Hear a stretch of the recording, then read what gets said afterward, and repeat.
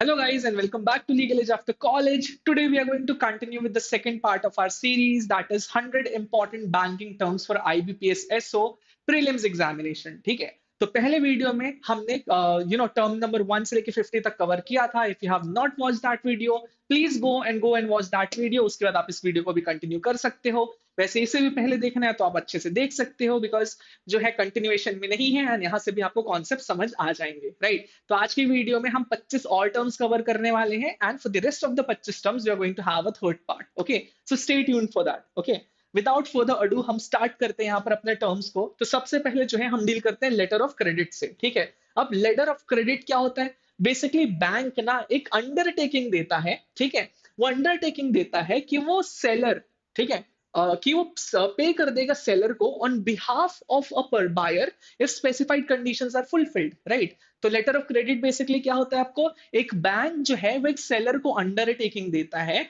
कि आपका जो बायर आपसे सामान खरीद रहा है, अगर वो पे नहीं कर पाएगा तो अगर स्पेसिफिक कंडीशन मीट होती है तो वो पे मैं कर दूंगा. ठीक है, तो ये क्या होता है? आपका लेटर ऑफ क्रेडिट होता है. ओके, फिर इसके बाद आता है आपका लोन मोरेटोरियम. ओके, अब देखो मोरेटोरियम का जो कॉन्सेप्ट होता है वो एग्जैक्टली क्या होता है कि चीजों का रुक जाना. ठीक है, उसको जो है उसमें चेंजेस ना आने देना. ओके, तो यहाँ पर लोन मोरेटोरियम का काम क्या होता है? यहाँ पे कि आपका लोन जो है ना वो मोरेटोरियम लग चुका है उस पे, राइट? कि यहाँ पर जो है आपका लोन की जो प्रोसीजर चल रही थी, यानी कि जो आपको पैसे पेमेंट करने पड़ रहे थे, ओके, उस पे एक टेम्पररी जो है रुकावट लग जाती है. इसे हम कहते हैं loan moratorium. Okay, a temporary pause और relaxation in loan repayment, right? आपका लोन था, आप रीपेमेंट कर रहे थे लोन की, कुछ कंडीशंस आ जाती है जिनकी वजह से आपका जो लोन है उसका रीपेमेंट रुक जाता है, आप पैसे देना बंद कर देते हो. ठीक है, तो उसे हम कहते हैं लोन मोरेटोरियम. अब ऐसा नहीं है कि हर किसी को ग्रांट हो जाएगा, राइट? कोई स्पेसिफिक कंडीशंस मीट होनी चाहिए, कोई स्पेसिफिक सर्कमस्टांसेस होने चाहिए, राइट? ये क्या होता है? आपका loan moratorium. Then, moving forward, we have MCLR, that is marginal cost of funds based lending rate. ठीक है, अगेन ये एक रेट है, यानी कि एक पैमाना है चीजों को नापने का. अब ये क्या है? An internal benchmark rate below which banks generally should not lend except in permitted cases. It replaced the base system for many loans. Okay, तो देखो बेसिकली MCLR जो है वो क्या होता है? ये ना एक पैमाना होता है, ये एक बेंचमार्क रेट होता है जिसके नीचे बैंक जो है लेंडिंग नहीं कर सकते किसी और एंटिटी को. ओके, उसे हम क्या कहते हैं? एमसीएलआर कहते हैं. याद कर लेना इसका full form for sure. Okay, फिर इसके बाद आता है आपका MICR, that is magnetic ink character recognition. ठीक है, अब ये बेसिकली चीज क्या होती है? ये क्या होता है? एक मैग्नेटिक इंक कैरेक्टर रिकॉग्निशन होता है, यानी कि चेक्स जो होते हैं ना, अगर आप उनको देखोगे, ठीक है, अगर आप अपने चेक्स देखोगे ना तो उसमें सर्टेन कोड प्रिंटेड होते हैं. ओके, तो उन कोड को जो है इजी क्लियरेंस के लिए ना उन कोड को प्रिंट किया जाता है ताकि उनका स्पीडी प्रोसेसिंग हो पाए, राइट? तो उसी को हम क्या कहते हैं? Magnetic ink character recognition. ठीक है, वो जो कोड होते हैं वो मैग्नेटिक इंक के होते हैं. ठीक है, इसलिए हम उसको क्या कहते हैं? Magnetic ink character recognition. Okay, तो इजी क्लियरेंस ऑफ चेक के लिए हमें चीज फॉलो करते हैं. ओके, तो ये दोनों चीज जो है दोनों टेक्निकल टर्म्स है, एज सच जो है आपको इनके फुल फॉर्म याद रखने हैं. ठीक है, तो इसके बाद मॉर्गेज पे आते हैं. ठीक है, मॉर्गेज की अगर आप बात करोगे तो ये डिफाइंड है आपके 58 of transfer of property act के अंदर. मॉर्गेज क्या होता है? जब कोई व्यक्ति, ठीक है, to secure the advance that he has taken, ठीक है, अगर कोई व्यक्ति दूसरों से पैसा लिया है और उस पैसे के बदले वो क्या करता है? अपनी इमूवेबल प्रॉपर्टी में कोई भी इंटरेस्ट ट्रांसफर करता है दूसरे व्यक्ति को, तो जो ट्रांजैक्शन आप अचीव करते हो उस ट्रांजैक्शन को हम कहते हैं मॉर्गेज. ओके, मॉर्गेज क्या है? आप जो है क्या कर रहे हो? एक इमूवेबल प्रॉपर्टी में ट्रांसफर कर रहे हो अपने इंटरेस्ट को. क्यों? क्योंकि आपको एक लोन का रीपेमेंट करना है, तो क्या हो जाता है? मॉर्गेज. ओके, अब देखो अगर कोई फ्लैट आप परचेस करते हो हाउसिंग लोन के लिए, ठीक है, तो इसको मॉर्गेज किया जाता है बैंक को. ओके, तो बेसिकली यहाँ पर क्या है कि आप जो है बैंक से पैसे लेके रखे हुए थे, ओके, क्या करने के लिए? फ्लैट को परचेस करने के लिए. ओके, तो जब तक आप फ्लैट जो है पूरी फ्लैट का जो आपका लोन था वो पूरा पे ऑफ नहीं कर देते, ये माना जाएगा कि आप मॉर्गेज करके रखे हुए हो बैंक को. ओके, ठीक है, ये है. इसके बाद है आपका मोबाइल बैंकिंग. मोबाइल बैंकिंग क्या है? कुछ नहीं है, अगर बैंकिंग सर्विसेज एक्सेस करते हो थ्रू मोबाइल, वो क्या हो जाता है? आपका मोबाइल बैंकिंग हो जाता है. ठीक है, तो अगर आप जो है अपने फोन से बैंकिंग सर्विस वाले एप्स रखे रहते हो, एम पासबुक रखे रहते हो, ठीक है, ई पासबुक रखे रहते हो, तो वो क्या हो जाता है? वो एक एग्जाम्पल है मोबाइल बैंकिंग का. ठीक है, then moving forward you have NEFT, ठीक है। NEFT stands for national electronic funds transfer, ठीक है। अब एनईएफटी बेसिकली क्या होता है कि अगर आपको फंड्स ट्रांसफर करने होते हैं across banks and across branches, okay, तो एक क्विक तरीका है फंड्स ट्रांसफर करने का बैंक्स के थ्रू, ठीक है। तो ये क्या है basically an electronic fund transfer system, यानी कि पैसे ट्रांसफर करने का सिस्टम है ये, ठीक है। जो आप मनी ट्रांसफर करने के लिए यूज करते हो, कहां से, एक बैंक अकाउंट से, ठीक है, एक बैंक अकाउंट से दूसरे को देना चाहते हो, और मान लीजिए अगर आप दे रहे हो यहाँ पे दिल्ली के किसी एसबीआई की ब्रांच में बैठ के, और आपको पे ऑफ करना है रायपुर के किसी बैंक ऑफ इंडिया के ब्रांच को, ठीक है, तो यहां पर जो है आप क्या यूज करोगे, एनईएफटी यूज करोगे, ठीक है। फिर इसके बाद आता है आपका नेट बैंकिंग, ठीक है। नेट बैंकिंग क्या है, यू नो कॉमन सा टर्म है, ओके, ऐसा बैंकिंग जो आप ओवर इंटरनेट करते हो, ठीक है, दूसरे आप क्या कहते हो, नेट बैंकिंग कहते हो, ठीक है। तो नेट बैंकिंग के थ्रू क्या कर सकते हो आप ऑनलाइन वे में बैंकिंग सर्विसेज को एक्सेस कर सकते हो, ट्रांसफर कर सकते हो, बिल का पेमेंट कर सकते हो, सर्विस के लिए रिक्वेस्ट कर सकते हो, ठीक है। तो ये नेट बैंकिंग हो जाती है, okay. That is the banking that is done over the internet, ठीक है। फिर इसके बाद आपका आता है नेट एनपीए, ओके। अब देखो हमने ग्रोस एनपीए के बारे में पढ़ा था, ठीक है। ग्रोस एनपीए बेसिकली क्या होता है कि कंपनी के ओवरऑल जितने भी एनपीए होते हैं उनको अगर हम कलेक्ट कर ले तो आपका ग्रोस एनपीए हो जाता है, ठीक है। अब अगर एनपीए है तो क्या है, नॉन परफॉर्मिंग एसेट्स हैं, यानी कि कंपनी इनसे पैसे वसूल करना चाहती थी बट कर नहीं पा रही है, ठीक है। तो अब अगर पैसे वसूल नहीं कर पाती है तो भाई यहां पर क्या होगा, जो बैंक है जो कंपनी है उनके लिए तो नुकसान होता रहेगा, राइट। तो इसके अगेंस्ट में ना सर्टेन प्रोविजंस रखती हैं ये एंटिटीज, राइट। प्रोविजंस रखती हैं कि इन केस इतने लोग अगर एनपीए हो जाते हैं तो हम अब अलग से फंड रखते हैं ताकि हम खुद को उबार सके, ठीक है। तो टोटल अमाउंट ऑफ जो आपके एनपीए है यानी कि ग्रोस एनपीए, उनमें से अगर आप माइनस कर देते हो खुद को उबारने के प्रोविजंस, तो आपको क्या मिलता है, आपको मिलता है नेट एनपीए, ओके। अगर आप ग्रोस एनपीए से माइनस कर देते हो उन प्रोविजंस को बैंक जो लेता है, ठीक है, खुद को बचाने के लिए, खुद को रिकवर करने के लिए, ठीक है। तो ये प्रोविजंस के अंदर क्या आ जाएगा, मनी आ जाएंगे, पैसे आ जाएंगे बैंक के, जो बैंक रखा हुआ है अपने पास, ओके। तो यही चीज होती है आपकी नेट एनपीए, जब टोटल एनपीए में से एनपीए को उबारने के लिए जो भी बैंक पैसे रखा है, प्रोविजन बना के रखा, उनको माइनस कर दोगे तो नेट एनपीए होता है। यानी कि ये जो है ये जो है एक्चुअल एनपीए एक्चुअली बताता है कि कंपनी जो है उनके कितने पैसे अटके हुए हैं, ठीक है। फिर आप आते हैं नॉमिनेशन में। नॉमिनेशन बहुत सा सिंपल है, अगर आपका कोई भी बैंक अकाउंट रखा हुआ है तो उसमें आप एक नॉमिनी बनाते हो, ठीक है, कि इन केस अगर आपकी आकस्मिक डेथ हो जाती है, सामने वाले पर्सन की अचानक से डेथ हो जाती है, तो बैंक में रखी जितनी भी सिक्योरिटीज है, जितने भी बेलमेंट्स है बेसिकली, या पैसे जो रखे हुए हैं, ठीक है, वो किसको जाएंगे, तो किसको जाते हैं, नॉमिनी को जाते हैं। तो यही एक पर्टिकुलर अकाउंट के लिए किसी एक पर्सन को नॉमिनी की तरह अपॉइंट करने की प्रोसीजर होती है आपकी nomination, okay. The facility by which an account holder authorises a person to receive the account proceeds after the holder's death, okay. तो अगर जैसे मान लो यहाँ पर मैं हूं, मैं अपने फॉर एग्जांपल भाई को, ठीक है, अपना नॉमिनी बनाता हूँ, ठीक है। तो इसका मतलब क्या है, जब मेरी डेथ हो जाएगी तो मेरे बैंक अकाउंट में जो भी चीज रहेंगी उसको इनहेरिट करने का हक कौन रखेगा, मेरा भाई रखेगा, ठीक है। तो भाई को मैं अपना नॉमिनी कैसे बनाता हूं, through the process of nomination, ठीक है। Moving forward you have negotiable instrument, ठीक है। अब देखो सबसे पहले समझो कि इंस्ट्रूमेंट क्या होते हैं, ठीक है। इंस्ट्रूमेंट बेसिकली क्या होते हैं, इंस्ट्रूमेंट आपके ना ऐसे डॉक्यूमेंट्स होते हैं जो पार्टीज की आपस में राइट्स एंड लाइबिलिटीज को बताते हैं, राइट। अब नेगोशिएबल इंस्ट्रूमेंट क्या होते हैं, ये ऐसे फाइनेंशियल इंस्ट्रूमेंट्स होते हैं जो मॉनेटरी बेसिस में राइट्स एंड लाइबिलिटीज को बताते हैं, एंड ये ट्रांसफरेबल होते हैं, ठीक है। तो इन्हें क्या कहते हैं हम, नेगोशिएबल इंस्ट्रूमेंट। तो अब मेजर जो गवर्निंग लॉ है इंडिया के अंदर वो क्या है, नेगोशिएबल इंस्ट्रूमेंट एक्ट ऑफ 1881। ये तीन तरह के नेगोशिएबल इंस्ट्रूमेंट आइडेंटिफाई करता है, ठीक है। Promissory note, bill of exchange as well as your cheque, okay. Then you have 62, ठीक है। 62 बात करता है ओवरड्राफ्ट की, ठीक है। तो ओवरड्राफ्ट एग्जैक्टली क्या होता है, ओवरड्राफ्ट ना एक फैसिलिटी है जो बैंक्स देते हैं सर्टेन कंडीशन में, राइट। तो बेसिकली इस फैसिलिटी के अंदर क्या होता है कि जितने पैसे आपके अकाउंट में नहीं है आप उससे ज्यादा भी विथड्रॉ कर सकते हो, ठीक है। तो उस प्रोसेस को आप क्या कहते हो, ओवरड्राफ्ट कहते हो, ठीक है। इसके अलावा आपका आता है ओपन मार्केट ऑपरेशंस, ठीक है। ओपन मार्केट ऑपरेशंस क्या होता है, बेसिकली परचेज और sale of government securities by RBI to manage liquidity in the system, ठीक है।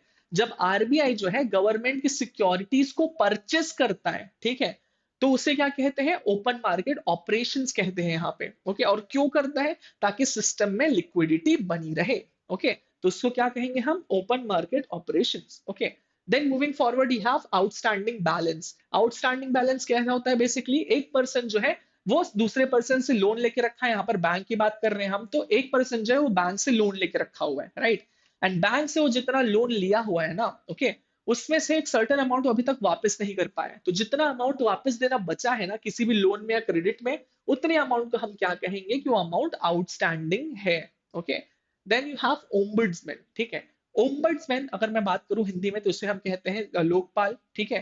तो लोकपाल का अगर आप कॉन्सेप्ट याद हो, अगर आपको 2011 की प्रोटेस्ट याद हो अन्ना हजारे की, ठीक है, तो वो इसलिए लाया गया था बिकॉज हमें जो है जन लोकपाल बिल जो है पास कराना था, ओके। तो वही कॉन्सेप्ट है आपका ओम्बड्समैन का, ठीक है। ओम्बड्समैन बेसिकली क्या होता है, एक इंडिपेंडेंट अथॉरिटी रहती है जो कीप इन चेक रखती है इन सारे गवर्नमेंटल ऑर्गेनाइजेशंस को, ठीक है। तो बैंकिंग के केस में भी ना ओम्बड्समैन एग्जिस्ट करता है, ठीक है। ओम्बड्समैन का काम क्या रहता है, इंडिपेंडेंट अथॉरिटी है जो बैंकिंग सिस्टम्स के अगेंस्ट जो है कंप्लेन सुनती है, उन्हें रिड्रेस करती है और डिस्प्यूट रिजॉल्व करने का काम करती है, ओके। एक इंडिपेंडेंट अथॉरिटी रहती है जिसे अपॉइंट किया जाता है डिस्प्यूट रिजॉल्व करने के लिए कस्टमर्स एंड सर्विस प्रोवाइडर्स के बीच में, जैसे कि बैंक्स हो गया, इंश्योरेंस कंपनी हो गई, cost free and quasi judicial manner में, ओके। तो ये क्या होता है, ये पर्सन कौन होता है, ओम्बड्समैन होता है, ठीक है। हिंदी में क्या कहते हैं हम, लोकपाल कहते हैं, ठीक है। Then you have payment bank, okay. अब पेमेंट बैंक की अगर मैं बात करूं ना, जैसे पेटीएम पेमेंट्स बैंक आपको पता होगा, ठीक है। तो ये ऐसे बैंक होते हैं जो लेंडिंग वगैरह का काम करते हैं, बेसिकली क्या करते हैं यहाँ पर, ट्रांजेक्शन वगैरह का काम करते हैं, लेकिन वो नॉर्मल बैंक की तरह जो है ऑपरेट नहीं कर पाते, नॉर्मल बैंक की तरह जो है लेंडिंग नहीं कर पाते। तो ऐसे बैंक को हम क्या कहते हैं, पेमेंट बैंक कहते हैं, ठीक है। एक स्पेशलाइज बैंक होता है जो डिपॉजिट्स तो एक्सेप्ट कर सकता है एक पर्टिकुलर लिमिट तक, ठीक है, पेमेंट्स भी ऑफर कर सकता है एंड सर्विस भी प्रोवाइड कर सकता है, लेकिन वो फुल स्केल लेंडिंग नहीं कर सकता जैसे रेगुलर बैंक्स कर सकते हैं, राइट। तो जैसे आप पेमेंट की बात करोगे, पेटीएम की बात करोगे, ठीक है, वो एक सर्टेन अमाउंट ऑफ मनी आपके पेटीएम में आप रख सकते हो, ठीक है। उसके बाद क्या है, आप उसको यूज कर सकते हो, खर्च कर सकते हो निकाल के, लेकिन पेटीएम से आप उधार नहीं ले सकते जैसे आप नॉर्मल बैंक से ले सकते हो, ठीक है। तो यहाँ पर यही कॉन्सेप्ट है आपके पेमेंट बैंक का, ठीक है। फिर आता है आपका प्लेज। जैसे इमूवेबल प्रॉपर्टी के लिए मॉर्गेज होती है ना, मूवेबल प्रॉपर्टी के लिए प्लेज होती है, ओके। मॉर्गेज के अंदर आप क्या करते हो, अपनी इमूवेबल प्रॉपर्टी में इंटरेस्ट ट्रांसफर करते हो क्योंकि आप किसी और से पैसे लेके रखे हुए हो। यहाँ पर आप उल्टा करोगे, इसका मतलब यहाँ पर बस इमूवेबल की जगह मूवेबल आ जाएगी। आप अपनी मूवेबल प्रॉपर्टी किसी और को देते हो ताकि आप उससे पैसे ले सको। बेसिकली प्लेज क्या है, यहाँ पर गिरवी रखना, ठीक है। Bailment of goods as security for repayment of a debt, okay. तो ये चीज क्या होती है आपकी, प्लेज होती है यहाँ पे, ठीक है, कि आप जो है अपनी प्रॉपर्टी को आपके सामने जो है कोई सामने वाला व्यक्ति जो है अपनी अपनी प्रॉपर्टी को रख के गया है प्लेज के तौर पे, बेलमेंट के तौर पे, क्यों, क्योंकि वो जो है आपको पैसे देता, ओके। तो ये क्या होता है, आपका प्लेज होता है, ओके। लेकिन अगर आप हाइपोथिकेशन से कंपेयर करोगे, हाइपोथिकेशन में हमने क्या पढ़ा था कि एक बंदा जो है अपनी बाइक के लिए लोन निकालता है बैंक से, तो बैंक के पास क्या अथॉरिटी है कि अगर वो पे नहीं किया तो बाइक को जब्त कर लेगी, राइट। तो यहाँ पर क्या माना जाएगा कि बैंक हाइपोथिकेशन हुआ है बेसिकली, राइट। नाउ अगर आप यहाँ पर देखोगे तो हाइपोथिकेशन में जो प्रॉपर्टी है वो किसके पास थी, वो बेसिकली बोरोवर के पास थी, राइट। लेकिन प्लेज में जो प्रॉपर्टी रहती है वो लेंडर के पास रहती है, ओके। ये आपका है प्लेज का concept. Then moving forward you have principal, ठीक है। प्रिंसिपल क्या होता है, ओरिजिनल सम होता है जो कि हम बोरो करते हैं, ठीक है। मैंने किसी और व्यक्ति से 10,000 रुपए लिए, ठीक है। अब जब मैं उसको वापस करूंगा, ठीक है, तो मैं उस पर एक्स्ट्रा अमाउंट भी दूंगा। वो एक्स्ट्रा अमाउंट क्या होता है, इंटरेस्ट होता है, ठीक है। एंड जो एक्चुअली मैं पैसा लिया था वो क्या होगा, वो होगा मेरा प्रिंसिपल, ठीक है। तो the original sum borrowed invested, ठीक है, उसको हम क्या कहेंगे, प्रिंसिपल कहेंगे यहाँ पे, ठीक है। फिर इसके बाद आता है आपका प्रायोरिटी सेक्टर लेंडिंग, ठीक है। तो अब देखो, अगर आप बात करो इंडिया के रेगुलेशंस की ना, तो यहाँ पर ना एक मैंडेट कास्टेड है कि 40% ऑफ द एंटायर जो पैसे जो बोरोइंग जो जो लेंडिंग आउट कैपेसिटी है बैंक्स की, बैंक्स को उन लेंडिंग कैपेसिटी को यूज करना है, 40% ऑफ द लेंडिंग कैपेसिटी को यूज करना है प्रायोरिटी सेक्टर लेंडिंग पे, ठीक है। यानी कि बैंक को इंश्योर करना है कि वो जो 40% के उतने रिजर्व है ना, वो सिर्फ इन सेक्टर्स में यूज हो। कौन कौन से सेक्टर्स में हो गए आपके, agriculture, MSMEs, education, housing and weaker sections as per regulatory target, ठीक है। तो इससे क्या होता है, इससे बढ़ावा मिलता है, ऐसे सेक्टर्स को पैसे मिलते हैं जिनको यूजुअली पैसे कम मिलते थे, ठीक है। तो बैंक के ऊपर मैंडेट है आपकी, भाई तुम अपना 40% जो है ना इन्हीं सेक्टर्स पे खर्च करोगे। पहले क्या होता था, बैंकर्स जो है बैंक जो है इन सेक्टर को लेंडिंग कम करते थे क्योंकि वो इनसे वसूल करने में दिक्कत जाती है, राइट। तो यहाँ पर अब मैंडेट कास्टेड है कि भाई अब तुम जो है इनको लेंडिंग करोगे ही करोगे। ओके, फिर इसके बाद हम आता है पासबुक। ठीक है, पासबुक सबको पता है क्या होता है। पासबुक बेसिकली एक लेजर होता है जो कंटेन करता है इंफॉर्मेशन, जहां पर जो है एक पर्सन जो है वो कितना डिपॉजिट किया है, कितना विथड्रॉ किया है, कितना अर्न किया है, कहाँ कहाँ से चीजें आ रही है। ठीक है, तो ये जो सारी चीजें हैं वो पासबुक में लिखी होती है। तो पासबुक बेसिकली क्या है, एक लेजर है। ओके, ये आपका पासबुक हो गया। Then moving forward, QR code payment simple है, रोज करते हैं हम लोग। ठीक है, क्यूआर कोड पेमेंट बेसिकली क्या होता है, आपके सामने क्यूआर कोड होगा, आप उसको स्कैन करोगे, जो भी नंबर शो होगा, जो भी डिटेल शो अप होंगे, आप उसको पेमेंट करते हो, तो क्या हो गई आपकी क्यूआर कोड पेमेंट हो गई। ठीक है, ये क्या है, एक डिजिटल पेमेंट मेथड है जहां पर जो पेयर है वो मर्चेंट के क्यूआर को स्कैन करता है, रोज करते हैं अपन। ठीक है, एंड जो मनी है वो ट्रांसफर कर देता है इलेक्ट्रॉनिकली। ओके, तो ये क्या होती है, आपकी क्यूआर कोड पेमेंट होती है। Okay, then you have quarterly average balance. ठीक है, the average balance a customer is required to maintain over a quarter in certain account types. Okay, तो अब देखो कई बार होता है ना कि आप देखते हो, आपने इंस्टाग्राम पे रील्स भी देखे होंगे कि भाई जब मेरे पास ऑलरेडी पैसे नहीं है तुम और पैसे काट ले रहे हो, -200 में मेरा अकाउंट चल रहा है, तो that how does that make sense, right. तो वैसे यहाँ पर चीज है। ओके, क्वार्टरली एवरेज बैलेंस भी यही है कि कई बैंक्स ना कई अकाउंट्स पे ऐसा करते हैं कि आपको जो क्वार्टरली एवरेज बैलेंस मेंटेन करके चलना पड़ेगा, यानी कि आपको एक एवरेज बैलेंस मेंटेन करना करके चलना पड़ेगा। आप उससे अगर कम पैसे रखते हो अपने अकाउंट में तो आपके पैसे जो है माइनस में जा सकते हैं। ठीक है, ये होता है आपका क्वार्टरली एवरेज बैलेंस। ठीक है, देन फिर क्विक एसेट्स। ठीक है, क्विक एसेट्स ना ऐसे एसेट्स होते हैं जिनको क्विकली कैश वगैरह में टर्न किया जा सकता है। ठीक है, जैसे आपका बैंक बैलेंस हो गया यार, आपकी सिक्योरिटीज हो गई, राइट। तो बेसिकली ऐसे एसेट जिनको आप क्विकली एक लिक्विड फॉर्म में कन्वर्ट कर सकते हो, उसे आप क्या कहोगे, क्विक एसेट्स कहोगे। ठीक है, then moving forward you have RBI. ठीक है, आरबीआई क्या है, बैंक, बैंकों का बैंक है। ठीक है, आरबीआई क्या है, रिजर्व बैंक ऑफ इंडिया है, हमारा सेंट्रल बैंक है। ठीक है, ये क्या काम करता है, ये बहुत सारे काम करता है। इसका अलग से एक्ट है ये डिटरमाइन करने के लिए कि ये महाशय क्या क्या करेंगे एक्चुअली। ओके, तो बेसिक अगर आप देखोगे तो भाई करेंसी इशू करना इनका काम रहता है, सारे बैंक्स को रेगुलेट करना इनका काम रहता है, बैंक्स को लोन देना इनका काम रहता है, रेपो रेट संभालना इनका काम रहता है, बहुत सारे इनके काम रहते हैं। ठीक है, तो this is the central bank of R India. ठीक है, फिर हम आते हैं रिकरिंग डिपॉजिट पे। ओके, तो देखो होता क्या है, सेविंग्स में आप क्या करते हो, एक पर्टिकुलर अमाउंट बचा के चलते हो जिसपे आपको एक लो अमाउंट ऑफ इंटरेस्ट मिलता है। ठीक है, फिक्स डिपॉजिट में क्या होता है आपका कि आप जो एक सर्टेन टाइम पीरियड के एक सर्टेन मनी जमा कर देते हो जिसको आप तोड़ नहीं सकते, तोड़ोगे तो क्या होगा, आपको पैसे कटेंगे। ठीक है, पेनल्टी लगेगी। इसके बीच का होता है आपका रिकरिंग डिपॉजिट। ठीक है, रिकरिंग डिपॉजिट में बेसिकली होता है कि एक सर्टेन रेगुलर इंटरवल पे ना आपको पैसे जमा करने होते हैं। ठीक है, आपको क्या करना होता है, आपको पैसे जमा करने होते हैं और यहाँ पर जो इंटरेस्ट होता है वो काफी हाई मिलता है आपको। ठीक है, not as high as fixed deposit but still more than the savings account. ठीक है, a deposit scheme where a fixed amount is deposited every month. ठीक है, हर महीने जो है यहाँ पर एक फिक्स्ड अमाउंट आपको डिपॉजिट करना पड़ता है। ठीक है, फिक्स टेन्योर के लिए, यानी कि एक पर्टिकुलर टाइम पीरियड के लिए। ठीक है, एंड इसके ऊपर आपको क्या मिलता है, इंटरेस्ट मिलता है। तो ये क्या होता है, आपका रिकरिंग डिपॉजिट होता है, राइट। सेविंग्स में आपके ऊपर कोई मैंडेट नहीं है, आपको जितना सबमिट करना आप सबमिट कर सकते हो। फिक्स डिपॉजिट में आपको चाहिए कि भाई इतना तो होना ही चाहिए। मैं कह रहा हूँ 50,000 का एफडी है तो भाई 50,000 पहले जमा भी तो करूंगा ना। रिकरिंग में ऐसा नहीं है, आपके ऊपर मैंडेट है कि भाई अगर मान लो 100 रुपए का भी है, ठीक है, रिकरिंग डिपॉजिट, तो आप हर महीने जो है 100 रुपए जमा करोगे। कब तक जमा करोगे, एक फिक्स टेन्योर तक, 3 साल तक, 4 साल तक, 1 साल तक, या वॉट एवर। ठीक है, तो ये क्या होता है आपका रिकरिंग डिपॉजिट। ओके, चलो, तो आज के वीडियो के लिए इतना ही। ठीक है, अगर आपको इस पीडीएफ को एक्सेस करना है तो आप डिस्क्रिप्शन में दिए गए लिंक पे जा सकते हो, टेलीग्राम ग्रुप ज्वाइन कर सकते हो, वहां पर आपको ये पीडीएफ मिल जाएगी, राइट। एंड अगर आपको प्रिपेयर करना है IBPS SO law officer examination के लिए तो आपको क्या करना है, आपको toprankers.com की वेबसाइट चेकआउट करनी है, एंड वहां पर जो है आपको पूरी इंफॉर्मेशन मिल जाएगी आईबीपीएस एसओ की लॉ एग्जामिनेशन की प्रिपरेशन के लिए। ठीक है, चलो, if you want to connect with community of like minded people, आप ज्वाइन कर सकते हो टेलीग्राम ग्रुप हमारा, या इंस्टाग्राम, या हमारा व्हाट्सएप। एंड अगर आप इंटरेस्टेड हो हमारे किसी भी कोर्स में तो आप हमें कॉल कर सकते हैं 6363286363 पर, या आप हमें मेल कर सकते हैं support@toprankers.com पर, राइट। पार्ट 3 के लिए वेट करना, राइट, हमारे और भी क्वेश्चंस बचे हुए हैं। In the meantime, if you like what we are doing, do like, share and subscribe, and comment करके जरूर बताना कि हम आपकी और हेल्प कैसे कर सकते हैं। चलो, thank you so much, guys.